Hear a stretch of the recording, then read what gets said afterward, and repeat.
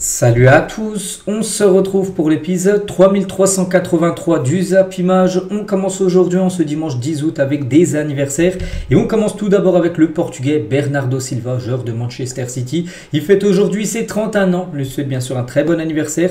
Il y a également l'ancien lyonnais Saïd Benrahma qui joue maintenant du côté de Nîmes, où il y a pas mal de joueurs qui ont rejoint cette équipe là, lors du mercato. Donc le joueur algérien fête aujourd'hui ses 30 ans, donc bon anniversaire à tous ces joueurs. On continue, on va parler maintenant de ce qui s'est passé hier et on commence tout d'abord en France avec la Ligue 2 parce que hier c'était la première journée de cette deuxième division française et il y a pas mal de matchs, il y a eu pas mal de buts. Tout d'abord ce Laval-Saint-Etienne, 3 partout, donc 6 buts dans la rencontre.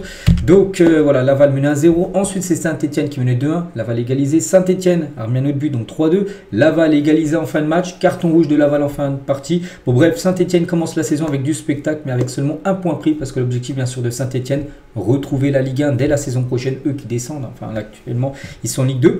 Donc voilà, ils commencent avec un point mais il y a eu du spectacle. Ils ont marqué mais ils ont pris quand même quelques buts. Cette équipe de l'AS Saint-Etienne. Un autre résultat aussi, il y a eu pas mal de buts, 3 partout également, entre l'ON avant le Guingamp et l'équipe du Mans. Le Mans, n'oubliez pas, c'est une équipe promue cette saison en Ligue 2 et là aussi, 3 partout, là aussi un spectacle. Donc le Mans menait 2-0, Guingamp est revenu à 2 partout. Guingamp a même marqué à la 90e, plus 10 minutes de temps additionnel, le but du 3-2, donc on s'est dit, ça y est, victoire pour Guingamp, mais non, le Mans a égalisé à la 90e, plus 11 minutes de temps additionnel. Voilà, ça a été un match fou, en plus lui, c'était le premier match. Qui s'est joué hier après-midi. Les autres rencontres comme Saint-Etienne se sont jouées hier à 20h. Mais voilà, ce Guingamp-Le Mans, c'était le match à 15h. Et voilà, il y a eu 6 buts avec une fin de match complètement folle. Et incroyable destin pour William Arhouz, donc ce joueur. Donc il y a encore quelques semaines, il disputait la Kings League avec l'équipe foot de rue d'Amine Mathieu. Donc voilà, et aujourd'hui, donc hier, premier match en Ligue 2. Parce que l'année dernière, il joue en National 3. Donc là, il est passé National 3 en Ligue 2 avec l'équipe du Mans. Donc égalisation à la 91e minute pour le 3-3. Puis il a pris un rouge en fin de match. Voilà. Concernant bien sûr cette première pour ce jeu. Et concernant les autres résultats, donc belle opération de l'équipe de Troyes qui s'est imposée 2-1 contre Grenoble, belle opération aussi de Pau qui s'est imposée 2-0 contre Annecy. Red Star a fait un partout contre Montpellier. Montpellier aussi c'est un gros cadre, qui ont été longtemps en Ligue 1, donc là c'est de la Ligue 2, on verra ce que ça va donner. Dunkerque clairement eu 2 partout sec, il y a eu pas mal de buts lors de cette journée. À noter que Rodez contre Nancy 0-0, c'est le seul match où il n'y a pas eu de but. Donc lundi, demain Amiens-Reims et le mardi 16 septembre, Boulogne-sur-Mer contre Bastia. Pourquoi ce match va se jouer le 16 septembre alors que là on est seulement le 10 août? Parce que Boulogne-sur-Mer, ils ont remplacé l'AS Ajaccio qui devait être en Ligue 2 mais ils descendent en National par rapport au problème d'NCG. Donc c'est pour ça que le match a été reporté à un Boulogne qui remplace du coup l'AS Ajaccio. C'est vrai que ça aurait dû commencer par un derby corse Ajaccio-Bastia, du coup ce sera un Boulogne-sur-Mer Bastia. Donc comme je dis, le 16 septembre prochain. Voilà ce qu'à va dire sur cette Ligue 2. Ça commence très fort, donc la semaine prochaine, vendredi prochain, retour cette fois-ci de la Ligue 1. Et concernant la Ligue 1, pas mal de clubs jouaient leur dernier match de préparation avant le début de la nouvelle saison là, dans quelques jours. Et l'Olympique de Marseille jouait son dernier match de pré-saison contre une belle équipe d'Aston Villa. Et l'Olympique de Marseille s'est imposé 3-1 au Vélodrome hier. Donc belle victoire de Marseille avec un but de Mason Greenwood et un doublé de Pierre-Emerick Aubameyang contre un but de McGinn à côté. Aston Villa, donc Aubameyang, il est rentré à 25 minutes de la fin et lors de ces 25 minutes de temps de jeu, mais il a marqué un doublé. Donc voilà, félicitations bien sûr à l'attaquant gabonais. Et concernant le premier buteur, c'est Mason Greenwood. Donc Greenwood est vraiment très fort, il est vraiment impressionnant comme pendant cette pré-saison. Il a quand même inscrit son 7e but pour lui dans cette pré-saison. C'est exceptionnel. Il avait marqué 3 contre Excelsior, il avait marqué 1 contre Charleroi, 1 contre Gérone, 1 contre Séville et 1 contre Aston Villa. Ce qui fait quand même 7 buts inscrits par Mason Greenwood. Donc oui, c'est des buts qui comptent pour du beurre vu que c'est des matchs amicaux. Maintenant, on verra ce que ça va donner parce qu'il est en grande forme. Donc prochain match pour lui et Marseille, ça sera contre Rennes le week-end prochain. Et concernant Greenwood, donc il a retrouvé une équipe anglaise. N'oubliez pas qu'il joue à Manchester United. Il a souvent affronté Aston Villa dans le passé et c'était très chaud entre Mings et Greenwood. Le joueur d'Aston Villa a arraché le maillot du Marseillais après une série de dribbles puis une faute de ce dernier parce que Greenwood, comme je dis, vraiment on a l'impression qu'il a son prime. Il est très très fort et du coup il driblait pratiquement tous les joueurs d'Aston Villa. Puis il y en a qui ont disjoncté. Voilà, c'était un petit peu chaud. Regardez, il a même vu son maillot être déchiré. Donc c'était pourtant un match amical, mais voilà, c'est très chaud, même entre les entraîneurs, entre Roberto De Zerbi et Unai Emery, donc le coach d'Aston Villa, c'était aussi très très chaud. Voilà, Voilà, il n'y avait pas de match amical hier, hein, c'était un match, on peut dire, mode Ligue des Champions. Voilà, parce qu'Aston Villa, on sait, on a fait une belle saison dernière hein, en Champions League. Bref, les autres résultats, tiens, notre équipe française, tiens, Lyon, beau résultat aussi, une victoire 2-1 de l'Olympique Lyonnais contre Retafe. C'était aussi un match de préparation de but de Georges Mikotadze et Maitland Nice, hein, donc parfait pour Lyon. Donc prochain match pour eux, ça sera le week-end prochain contre Lens, première journée de la Ligue 1. Tiens, en parlant de Lens, un futur adversaire de Lyon, eux aussi, hein, pareil, bon résultat, 2-1 contre le RB Leipzig. Donc parfait, donc un but de Thomasson et un but de Udol, qui est un nouveau joueur, Udol, hein, qui arrive en provenance de Metz. Contre un but d'Openda, l'ancien Lensois a été buteur contre son ancien club. Donc voilà, belle victoire de Lens. Et à noter que Florian Thauvin a joué ses premières minutes. Il entre en jeu à la 62e minute de jeu. Et c'est simple, hein, 2 minutes après, passeur décisif hein, pour le but de Udol. Et concernant Loïs Openda, buteur avec le RB Leipzig contre son ancien club du Racing Club de Lens, à noter qu'il a distribué beaucoup de maillots à ses anciens supporters. On peut voir la dame à côté, il lui donnait à chaque fois des maillots. Il faisait une boule, puis il les balançait voilà, dans les tribunes. Je peux la balancer peut-être une vingtaine de maillots du RB Leipzig aux supporters lensois, par rapport bien sûr son transfert il y a quelques temps. On continue avec une autre équipe du nord de la France, Lille, hein, qui jouait contre West Ham là aussi. Hein, c'est un match de préparation, le dernier match aussi pour ces deux équipes avant de retrouver leur championnat la semaine prochaine. Donc un partout. Donc Olivier Giroud, buteur, hein, côté lillois en plus, un sublime but, reprise de volée de Giroud, où la frappe n'est pas puissante, mais ça fait un petit il la prend lifté, on va dire, et ça fait un petit lob hein, sur le gardien de West Ham. Et concernant le but côté West Ham, c'est l'attaquant Füllkrug, l'attaquant allemand, qui a été buteur en fin de partie. Donc voilà, grosse performance hein, comme je dis de Lille et surtout de Giroud, qui a marqué quand même quelques buts lors de cette pré-saison. Metz, tiens, leur dernier match avant de retourner en Ligue 1 la semaine prochaine. Et je contre Fulham, ils ont pris une correction 8-0, l'équipe du FC Metz. C'est compliqué, hein. Donc, n'oubliez pas qu'ils affrontent Strasbourg hein, la semaine prochaine hein, pour la première journée de Ligue 1. Ce sera quasiment plus un derby entre Metz et Strasbourg. D'autres équipes, et là pas françaises, hein, par exemple, il y a Naples contre Girona et c'est le Napoli qui s'est imposé 3-2 là aussi. Hein, c'est un match de préparation avec un doublé de Kevin De Bruyne côté napolitain. Donc, c'est ses deux premiers buts hein, du côté de Naples. Hein. À noter que Stuani a marqué aussi un doublé hein, côté Girona. Manchester City, tiens, l'ancien club de Kevin De Bruyne, ils se sont imposés 3-0 contre Palermo, donc une équipe italienne, avec un but de Erling Haaland et un doublé de Rangers. C'est deux premiers buts du côté. Enfin, je ne sais plus s'il a été buteur de la Coupe du Monde des clubs, en tout cas, il a marqué un doublé. Hier, lors de cette rencontre, Haaland, son premier but lors de cette pré-saison pour l'attaquant norvégien. Concernant Arsenal, tiens, jeu contre Bilbao et Arsenal s'est imposé 3-0. Donc voilà, grosse victoire bien sûr des Gunners. Gyökeres, premier but hein, pour Gyökeres du côté d'Arsenal, un but de Saka et un but de Kai Havertz. C'est déjà la première célébration comme ça pour Gyökeres. Hein. Je pense qu'on va avoir beaucoup des célébrations comme ça de Gyökeres du côté de l'Angleterre. Toujours tiens en Angleterre, cette fois-ci c'est un match officiel, c'était de la deuxième division, parce qu'en France on a parlé de la Ligue 2, ça a redémarré ce week-end. C'est la même chose en Championship, hein, deuxième division anglaise. Et Southampton, une équipe qui descend, hein, qui est en première ligue saison dernière, ils jouent contre Wrexham, une équipe qui est montée là, je crois depuis 2-3 ans, ils montent à chaque fois, donc là ils sont en Championship. Donc ils gagnent 1-0, hein, Wrexham contre Southampton à la 89e minute, mais ils ont perdu le match. Hein. Southampton égalise à la 90e et Southampton marque un autre but à la 96e minute du match. Du coup, le club de Ryan Reynolds, hein, un acteur, hein, je pense que vous connaissez, devra attendre pour décrocher son premier succès parce que Reynolds c'est le propriétaire de Wrexham. Ils ont failli faire déjà un gros coup pour leur monter en Championship, mais non, ils ont perdu 2-1 contre. Et Southampton, objectif de Southampton, retrouver la première ligue saison prochaine. Concernant d'autres rencontres, tiens, du côté des États-Unis, les débuts de Hugh Minson du côté des Los Angeles. C'est un match contre Chicago, donc il y a eu 2 partout déjà, mais il est entré en jeu. Hein, voilà, en fin de partie à la 60e, il a joué une demi-heure et il a obtenu un penalty. Voilà, la 81e minute de jeu, tiré par Denis Bouanga, un ancien attaquant par exemple de Saint-Etienne. Donc ça s'est fini à 2 partout, mais c'est ses premiers pas et déjà décisif, hein, l'attaquant sud-coréen. Aujourd'hui, n'oubliez pas, il y a du football en Angleterre, c'est pas de la première ligue, hein, l'appel ça commence, donc ça sera vendredi prochain avec Liverpool contre Bournemouth, mais Liverpool joue aujourd'hui aussi un match important contre Crystal Palace, c'est le Community Shield, donc le vainqueur de la première ligue saison dernière contre le vainqueur de la FA Cup, donc Crystal Palace qui a battu Souvenez-vous City, donc c'est cet après-midi 16h, on parlera bien sûr du résultat demain.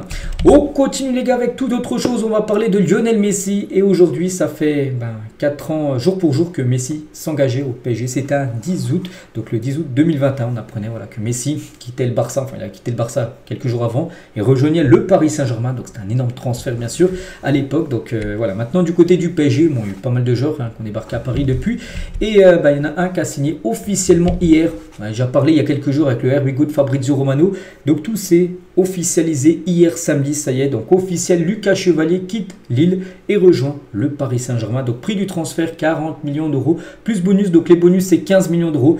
Donc si les bonus sont levés, ça fera un transfert à plus de 55 millions d'euros, Lucas Chevalier du côté du PSG. Donc pour l'instant, il devient le 5e gardien le plus cher de l'histoire, sans bonus, hein, bien sûr, 40, mais si on rajoute les bonus 55, eh bien il serait le 3e gardien le plus cher de l'histoire du football entre Buffon et Alisson Becker. Donc voilà, le PSG a cassé sa tirelire, enfin Paris a quand même pas mal d'argent, mais ils ont investi quand même beaucoup d'argent, voilà, pour s'offrir le gardien français, hein, le jeune Lucas Chevalier, qui était au club du côté de Lille, hein, depuis plus de 10 ans, hein, depuis 2014, il a rejoint l'équipe de Lille, donc 10 ans après, il change de dimension, parce que là il joue, hein, dans l'une des meilleures équipes d'Europe. Donc numéro 30, hein, pour Lucas Chevalier du côté du PSG, et c'est une immense fierté, hein. Donc c'est clairement un nouveau cap dans ma carrière, je passe à une étape supérieure et c'est important pour moi de le faire maintenant. Je sentais que c'était le bon moment, je pense que mes proches sont très fiers de moi, hein, on se sent très très bien depuis notre arrivée. Voilà, donc il a déjà participé à son premier entraînement, c'était hier, donc aujourd'hui de nouveau entraînement,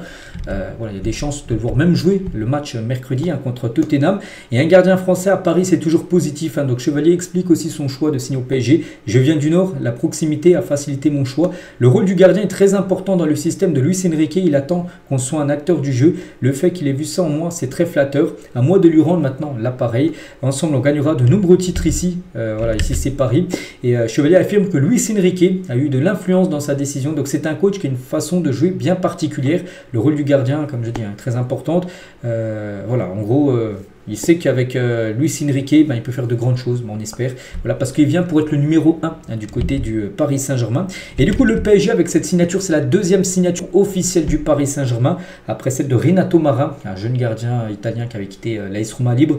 Bon, lui, ce serait peut-être pour être soit le 3e, voire peut-être même le 4e gardien du PSG. Mais Chevalier, lui, c'est un cadre, hein. C'est pour être un titulaire de l'équipe, alors que l'équipe a gagné la Ligue des Champions il y a quelques semaines. Donc là, c'est un gros changement. Donc voilà, deuxième signature officielle et deuxième gardien du côté du PSG. Et c'est que la concurrence, ça va être rude au poste de gardien de but la saison prochaine à Paris, avec Donnarumma, avec Chevalier, avec Marin, avec Safonov et Arnaud Tena. Ça fait quand même 5 gardiens du côté du PSG. Mais on pense qu'il y en a un, voire peut-être deux, hein, qui pourraient partir avant la fin du mercato. On est le 10 août, hein, il reste encore une vingtaine de jours de mercato. Mais c'est vrai que moi, je vois bien Donnarumma, je ne vous cache pas, partir. Et aussi certainement soit Safonov ou Arnaud Tena, un des deux partira.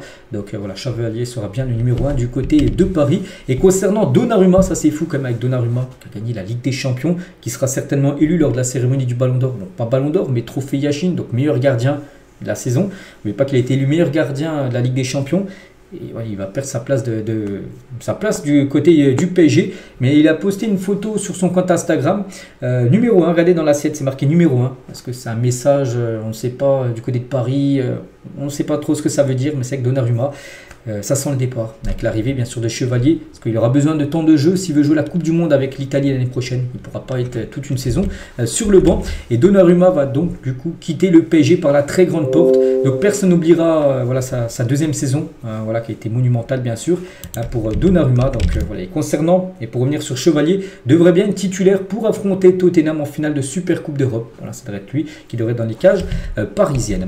Et c'est pas fini avec le PSG, parce que la une du journal L'équipe aujourd'hui, et ben là, week-end shopping à Paris. Donc hier en plus, je crois que c'était l'un de mes titres, hein, où j'ai dit que le PSG voilà, enfin passe à vitesse supérieure sur ce week-end, avec peut-être 2 signatures officielles. Donc une a déjà été faite avec Chevalier, et la deuxième arrive, hein, c'est Zarbani qui va s'engager du côté du PSG. En 48 heures, le PSG a enregistré 2 renforts majeurs après le gardien Chevalier. C'est le défenseur ukrainien Zarbani qui va s'engager pour 66 millions d'euros, bonus inclus. C'est pas encore officiel, ça pourrait être aujourd'hui, peut-être dans l'après-midi, voire peut-être demain. On n'est pas quelques heures près, mais lui aussi devrait débarquer à Paris. Donc accord total, Zarbani sera bien parisien avant mercredi. 63 millions d'euros, plus 3 millions de bonus. Donc les 3 millions de bonus, c'est déjà 1,5 si Paris gagne la Ligue 1. Donc on pense que voilà, 1,5 million d'euros, déjà ça sera pour Bournemouth. Les autres 1,5, c'est si Paris regagne la Ligue des Champions dans les 5 prochaines années. Alors, en gros, c'est 2 bonus 1,5, ce qui fait 3 millions. Voilà, donc du coup, le transfert de Zarbani au PSG est imminent. Et je ne vois pas comment cette cohabitation peut durer. Donc un fin connaisseur du football et de la société ukrainienne a des doutes sur la cohabitation entre Safonov, russe, hein, et Zarbani, joueur ukrainien. Vous savez ce qui se passe entre l'Ukraine et la Russie. On va pas revenir sur ça, mais N'oubliez pas que c'est deux joueurs qui sont dans la même équipe. Donc il y a 2 ans, Malinovski avait été obligé de s'excuser publiquement pour avoir salué le joueur russe de Monaco, Golovin. Imaginez si les deux joueurs jouaient dans le même club. Ça me paraît impossible que les Ukrainiens acceptent que les deux joueurs se côtoient, soient pris en photo ensemble, fait des titres ensemble. Pour moi, le PSG va devoir gérer cette situation. Voilà, des deux entre Zarbani et Safonov par rapport à ce qui se passe dans leur pays. Donc sollicité, le PSG s'est refusé à tout commentaire sur le sujet. Donc voilà en gros, ça sera quelque chose à régler. On a un truc quand même délicat pour l'équipe parisienne. Et toujours avec le Paris Saint-Germain, Pascal Dupraz voit le PSG capable de faire le back-to-back en Ligue des Champions et de regagner la Ligue des Champions. Ce serait énorme, de regagner la Champions League 2e fois. Bon, encore très très loin, mais c'est vu que ce qu'a montré Paris là ces derniers temps. Oui, Paris sera un candidat pour regagner la Ligue des Champions. Donc le potentiel du PSG est si grand qu'ils peuvent faire le doublé en Ligue des Champions et regagner la Champions League. Bon, il y a des autres équipes qui veulent la gagner, il n'y a pas que Paris. Je sais que Paris sera un candidat pour la remporter. Et Hakimi, qui était interviewé à Canal Plus Foot hier soir, on va essayer de faire le back-to-back. Il a dit que oui, ils vont essayer bien sûr. Voilà, maintenant on verra ce que ça donnera dans quelques temps. Et toujours avec Hakimi, toujours dans son interview hier sur Canal+, je pense que je mérite aussi le Ballon d'Or, c'est vrai. Il y a pas mal de joueurs vraiment que s'ils le remportent, je pense qu'il y a 4 ou 5 joueurs qui s'ils venaient à remporter le Ballon d'Or, ce serait pas un scandale qu'il y a des années où on se dit c'est lui. Voilà, par exemple Benzema quand il a remporté il y a 2-3 ans, je crois que c'était à 3 ans, on savait que c'était lui. Voilà, c'était sûr, c'était lui, pas un autre, ça aurait été un scandale, c'était un autre, que là il y en a au moins 4 ou 5 qui peuvent le remporter. Ça ne sera aucun scandale, c'est l'un ou l'autre. Et c'est qu'Hakimi peut remporter le Ballon d'Or. Si j'ai la possibilité de gagner le Ballon d'Or, je pense que je le mérite. Et quand un défenseur a autant de stats, il mérite encore plus le Ballon d'Or qu'un attaquant, c'est vrai. En tant que défenseur, c'est beaucoup plus difficile de gagner le Ballon d'Or, c'est vrai aussi, parce qu'on regarde plutôt les attaquants, les statistiques. Mais c'est vrai que lui, il n'a pas les mêmes statistiques que, par exemple, je sais pas, Ousmane Dembélé. Mais c'est vrai que pour un défenseur droit, les statistiques qu'il a, c'est quand même exceptionnel bien sûr. Donc lui aussi, c'est un grand candidat pour remporter le Ballon d'Or. Il est revenu aussi sur l'accusation de viol dont il fait l'objet. On avait parlé il y a quelques jours. Être accusé faussement, c'est horrible et injuste. Mais je sais que la vérité va sortir. Il a réagi aussi par rapport à ça. Et il a parlé aussi de la Coupe d'Afrique des Nations, donc la CAN, qui commencera bien pas le 21 décembre prochain, là, dans quelques mois. Donc c'est un moment de rêve, la première fois que le Maroc va accueillir la CAN. J'ai un objectif, offrir ce trophée au Maroc. Ce sera bien sûr l'objectif de gagner cette Coupe d'Afrique des Nations à domicile du côté du Maroc. Donc Hakimi affiche ses ambitions en vue de cette prochaine CAN. Donc voilà ce qu'il y a à dire sur le PSG, sur certains joueurs, sur tout ce qu'il y a à dire. On continue avec d'autres infos, officielles. Benjamin Sesko, ça y est les gars, c'est fait, signe à Manchester United jusqu'en juin 2030, contrat de 5 ans pour l'attaquant slovène du coup qui quitte le RB Leipzig et qui débarque du côté de Manchester. N'oubliez pas que Newcastle voulait si le joueur il a le choix entre Manchester et Newcastle, il a préféré Manchester, tout simplement. Donc prix du transfert 76,5 millions d'euros plus 8,5 millions de bonus, une grosse somme d'argent. Là on est quasiment à 85 millions à peu près. Un gros transfert bien sûr. Et c'est ce que sur Instagram, c'est parti Manchester United. Quand on est jeune, on rêve grand. On imagine des moments, des stades et des maillots qu'on espère un jour posséder. Aujourd'hui, je réalise ce rêve, fier d'être un diable rouge. Donc voilà, lui est très content d'être un nouveau joueur de Manchester United. Et c'est que Manchester a cassé, on peut dire, sa tirelire juste pour son attaque, plus de 225 millions d'euros. Sesko, c'est 76,5 sans les bonus. Mbeumo, c'est 75 et Matheus Cunha, c'est 75 également. C'est 3 attaquants. N'oublie pas qu'il y a aussi d'autres attaquants. Il y a Oujloun aussi qui joue du côté de Manchester. Et peut-être, quand on connaît cette équipe, on sait qu'ils peuvent encore faire, pourquoi pas, un autre attaquant sur le mercato. Mais c'est qu'ils ont quand même beaucoup recruté, malgré qu'il n'y a pas de Coupe d'Europe saison prochaine. Ils ont échoué, ils ont fait une saison catastrophique la saison dernière. Aucune Coupe d'Europe, ils arrivent toujours à tirer de grands joueurs, tout simplement, cette équipe de Manchester United. Et lors de ce mercato 2025, United a réalisé 3 des 10 plus gros transferts de son histoire avec Sesko, Mbeumo et Matheus Cunha. Donc le plus gros transfert reste toujours Paul Pogba, qu'ils avaient acheté 105 millions d'euros à l'époque. Et du coup, hier, ils ont joué un match, c'était un match amical contre la Fiorentina. Je ne sais même plus combien au résultat. Bon, bref. A noter qu'ils ont présenté leur recrue, c'était Old Trafford cette rencontre, donc Mbeumo, Sesko avec Matheus Cunha. Il y avait aussi une autre recrue, là, le troisième, je ne sais plus trop, je crois que c'est un joueur paraguayen, mais je ne me souviens plus trop de son nom. C'est un latéral, je ne vais pas dire de bêtises comment il s'appelle, mais voilà, lui aussi a signé du côté de Manchester. Donc, concernant cette équipe, à noter que vu que c'était la Fiorentina en face, la Fiorentina, il y a David De Gea qui joue là-bas. Il a reçu un cadre de la part de Bruno Fernandes parce que David Herrera a longtemps joué, on sait, du côté de Manchester United. Il a reçu une ovation bien sûr de la part de ses anciens supporters à Old Trafford.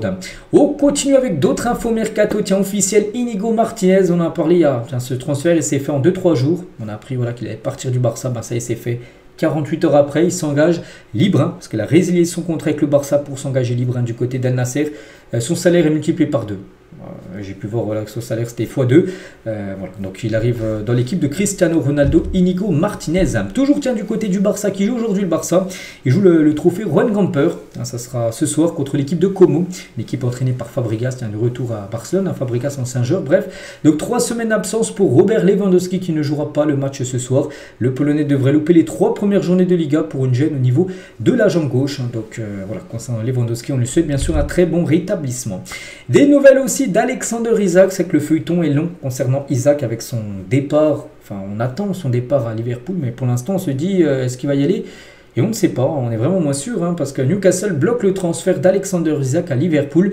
Les Magpies ont fait comprendre à leur joueur qu'il ne partira pas cet été parce qu'en gros ils n'ont pas trouvé de remplaçant. Ils ont ciblé par exemple Sesko, mais Sesko a rejoint Manchester United. Ils ne peuvent pas le laisser partir sans trouver un autre buteur. Et pour l'instant les buteurs, il n'y en a plus beaucoup maintenant actuellement sur le mercato, qui peuvent partir, parce que là, les saisons vont bientôt commencer. Les clubs maintenant ne veulent plus trop lâcher leurs joueurs. Bon, il y a encore des transferts, mais maintenant, un peu moins de transferts qui vont se faire. Et voilà, pour Newcastle, c'est compliqué. Et du coup, ils bloquent le départ, tout simplement, d'Alexander Isak, tant qu'ils n'ont pas trouvé ce remplaçant. Concernant un attaquant, est-ce que Newcastle est intéressé? Je ne pense pas. Timo Werner, en tout cas, Rennes est intéressé. Comme Rennes, Lyon s'est aussi renseigné pour Timo Werner, l'attaquant allemand, mais coût impossible à réaliser parce que Lyon a des problèmes financiers. On sait qu'ils sont déjà passés de justesse devant la DNCG.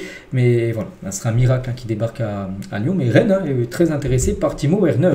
D'autres infos mercato, tiens, le joueur, je crois, néerlandais Arnaud Donjuma va s'engager du côté de Valence. Voilà, accord total entre les deux parties lui qui évoluaient du côté d'Everton. Du côté de Strasbourg, encore une recrue, la 13e arrivée sur ce mercato. 13 recrues, c'est fou. Donc officiel, le défenseur central Lucas Holsberg, donc un défenseur danois de 19 ans, signe du côté de Strasbourg, transfert de 15 millions d'euros. Plus bonus, c'est un pourcentage à la revente, donc voilà, jusqu'en 2030, concernant ce tout jeune défenseur de 19 ans. Et Strasbourg vient de dépasser la barre des 100 millions d'euros d'achat cet été pour 50 millions d'euros de vente. Bon, il y a eu quelques joueurs de Chelsea, Chelsea qu'ils ont prêté des joueurs à Strasbourg, mais Strasbourg, ils ont autant de moyens parce que le propriétaire de Strasbourg, c'est le propriétaire de Chelsea. Quand on voit Chelsea dépenser, on se dit que pour leur club satellite, ils font aussi plaisir. Donc aussi, recrute beaucoup cette équipe de Strasbourg. On a hâte de voir ça, on a hâte de voir ce que ça va donner en Ligue 1. Avec tous ces jeunes joueurs-là, on a hâte aussi de voir ce que ça donne en Coupe d'Europe s'ils se qualifient. N'oubliez pas qu'ils vont jouer les barrages pour jouer la Conference League. Des nouvelles également de Kingsley Coman et le club d'Al Nasser. Tiens, où joue Ronaldo, Félix, Inigo Martinez. Et il pourrait certainement accueillir aussi Kingsley Coman parce qu'Al Nasser prépare une offre de 30 millions d'euros pour le joueur français. Le club saoudien propose un contrat jusqu'en 2028 à l'international français. Et le joueur, les gars, est ouvert. Il a donné son feu vert pour rejoindre le club d'Al Nasser. Donc voilà, maintenant il faut trouver un accord entre Al Nasser et le Bayern. Et si le Bayern récupère 30 millions d'euros, Al Nasser prépare 30 et si le Bayern accepte, il sera transféré du côté de l'Arabie Saoudite. Tiens, en parlant d'un joueur français qui débarque en Arabie Saoudite, donc c'est le jeune Enzo Milo, donc officiel Enzo Milo de journée en 2002, quitte Stuttgart. Pourtant, il est annoncé à l'Atlético Madrid, mais du coup, il a refusé l'Atlético pour aller du côté de Al Ahly où joue par exemple Riyad Mahrez. Voilà, tiens, ils ont gagné à cette équipe saoudienne la Ligue des Champions asiatiques saison dernière. Donc, il est le 3e jeune français, entre guillemets, à céder aux sirènes saoudiennes cet été après Nathan Zézé, un tout jeune joueur de Nantes qui est parti bien sûr du côté lui de Neom, et aussi Boisbré, un joueur de Monaco qui est parti aussi à Neom MC. Donc, lui aussi, quitte, on va dire, l'Europe pour rejoindre le championnat saoudien. Lui aussi débarque en Arabie Saoudite, ça y est, c'est fait les gars, c'est officiel. L'attaquant uruguayen, ex-attaquant de Liverpool, Darwin Núñez, quitte Liverpool et signe du côté d'Al Hilal. Prix du transfert 53 millions d'euros plus bonus, je crois que les bonus ça va monter à 15-20 millions d'euros. On saura le montant exact là très prochainement. Bon, la Núñez, c'est fini pour lui en première ligue. Et bien évidemment, son salaire, je peux voir, il va toucher 15 millions d'euros net par an sur 3 saisons, ce qui va lui faire un salaire de 45 millions d'euros sur 3 ans du côté d'Al Hilal. C'est beaucoup plus que ce qu'il touchait du côté de Liverpool. Lui, il est en Arabie Saoudite, tiens, il était même à Al Ahly. C'est le club où on va jouer Enzo Milo. Donc c'est Alan Saint-Maximin. Il est aussi au Fenerbahçe où il avait été prêté, où c'est plutôt pas bien passé. Donc Saint-Maximin, c'est un joueur aussi de Newcastle ou même de Nice à l'époque, eh ben, il quitte l'Europe, il quitte aussi l'Arabie Saoudite, tout ça. Il débarque du côté du Mexique, les gars. Il est accueilli comme une star cette nuit au Mexique. Il va jouer pour le club américain. Voilà, donc prix du transfert aux alentours des 8 millions d'euros concernant le joueur français. Des nouvelles du Real Madrid, donc c'est une façon de dire aux organisateurs du Ballon d'Or que ce qui s'est passé l'année dernière est la preuve que le Real Madrid ne croit plus à ce type de trophée. Le journaliste Ciro Lopez s'est exprimé sur l'absence de toute publication du Real Madrid sur ses réseaux sociaux à propos des nominations Ballon d'Or. J'en ai parlé hier que le Real Madrid a pourtant des joueurs nominés dans certaines catégories pour le Ballon d'Or, par exemple Mbappé, Bellingham ou même Vini parmi les 30. Et le Real Madrid n'a sorti rien sur ses réseaux sociaux pour dire en gros qu'ils étaient nominés. Et en gros, c'est une honte que Vini n'ait pas remporté le Ballon d'Or, et le Real Madrid continuera à se foutre de ce trophée à l'avenir. Parce que n'oubliez pas que le Real avait boycotté la cérémonie saison dernière. Pérez, il a dit aucun joueur ira à la cérémonie parce que Vini n'avait pas gagné le Ballon d'Or. Il avait appris quelques heures avant. Et du coup, c'était pas déplacé la délégation du Real. Ça avait beaucoup fait parler. Et c'est pour ça qu'il continue à boycotter en gros maintenant cette cérémonie du Ballon d'Or à cause du non-Ballon d'Or de Vini l'année dernière. On va parler d'Adrien Rabiot. Et tiens, on revient sur les jeunes joueurs français. Boabré, Zézé ou même Enzo Milo qui quitte l'Europe pour rejoindre l'Arabie Saoudite. Il a dit quand je vois des joueurs de 19 ans signer en Arabie Saoudite, pour moi c'est impensable. Ce n'est pas quelque chose que j'aurais fait à cet âge-là, mais chacun a son parcours. Je ne veux pas juger qui que ce soit. Nous ne sommes peut-être pas animés par les mêmes choses. Il y en a peut-être pour le sportif et il y en a aussi par l'argent parce que ça attire bien évidemment. Imagine tu es un tout jeune joueur, tu peux multiplier peut-être ton salaire par 10. Oui, ça fait réfléchir après. Tu peux peut-être y aller plus tard. Après, voilà, chacun fait ce qu'il veut. Voilà, c'est ça qu'il veut dire. Il a bien raison. Donc, moi, je veux disputer les plus belles compétitions européennes, vibrer dans des enceintes comme le Vélodrome. Toujours avec Adrien Rabiot. Donc, la meilleure chose était de rester à l'Olympique de Marseille. Parce qu'il aurait pu quitter Marseille sur ce mercato et partir ailleurs. Je pense que le plus beau arrive. Donc, Rabiot explique son choix de rester à Marseille cet été. Donc, des gros clubs m'ont sollicité avec des offres alléchantes. Mais ce n'est pas ce qui m'attire. Ici, il y a un vrai projet. Du côté de Marseille, une belle saison à faire.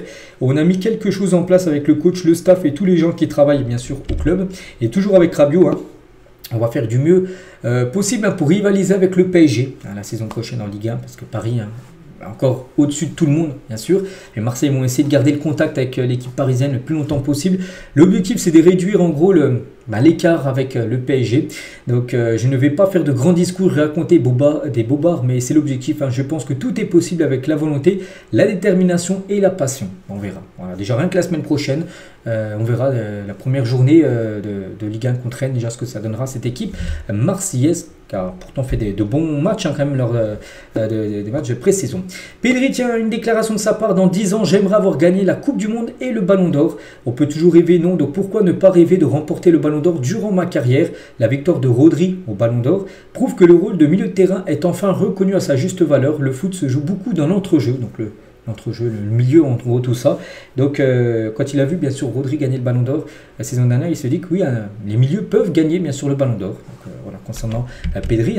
Et toujours avec lui, il parle aussi des classicos, Barça-Real. Donc, les supporters adorent quand on gagne les classicos. On sait que ça leur a fait plaisir de chambrer les fans madrilènes le lendemain.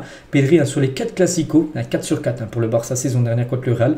Donc, il dit en gros que les fans du Barça, bien sûr, ont kiffé totalement la saison dernière avec les classicos gagnés contre le Real Madrid. Mathis Sablin, qui est attaquant du FC Nantes, les gars, il engage un bras de fer avec le FC Nantes. Qu'est-ce qui se passe? Donc Sablin n'est pas dans le groupe. Hier, il y avait un Nantes-Paris FC. Je crois que le Paris FC, c'était un match amical aussi. Paris FC, je crois qu'ils sont imposés 3-2, si je ne me trompe pas. C'était à la Beaujoire. Il n'était même pas dans le groupe. Sablin n'est pas blessé.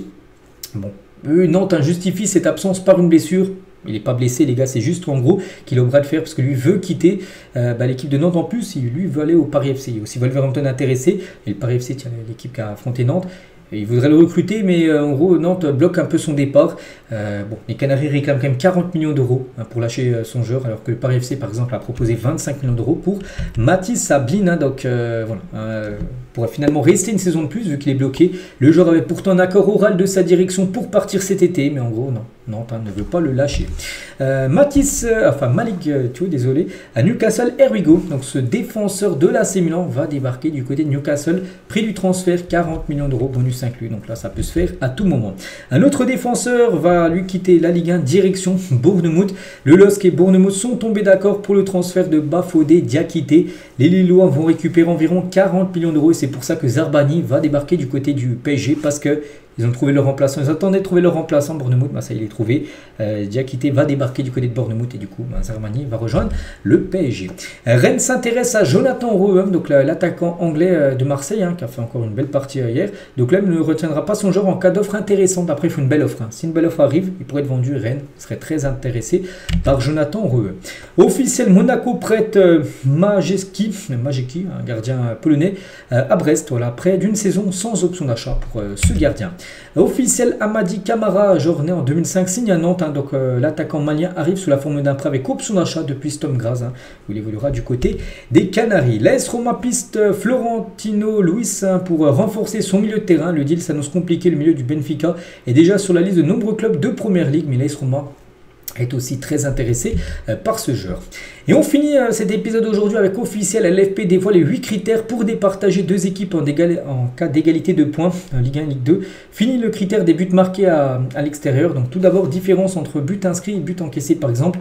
Il y a deux équipes qui finissent au même nombre de points. Je sais pas, en fin de saison 32 points, puis qui finit devant l'autre en gros, c'est ça. Le premier critère c'est différence de but entre but inscrit, différence de but en gros, premier critère. Si c'est la même chose, deuxième critère, donc plus grand nombre de points lors des confrontations directes. Si par exemple il y a une équipe qui s'est imposée et le match retour et le match nul, c'est l'équipe qui a pris 4 points.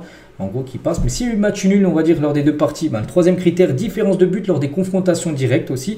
Ensuite, meilleure attaque sur la saison, plus grand nombre de victoires de la saison, plus grand nombre de victoires à l'extérieur. Ensuite, 7e point, c'est très compliqué, normalement c'est déjà fait à partir du premier ou deuxième point, mais ça peut aller jusqu'au 7e point. Plus faible nombre de cartons jaunes et cartons rouges.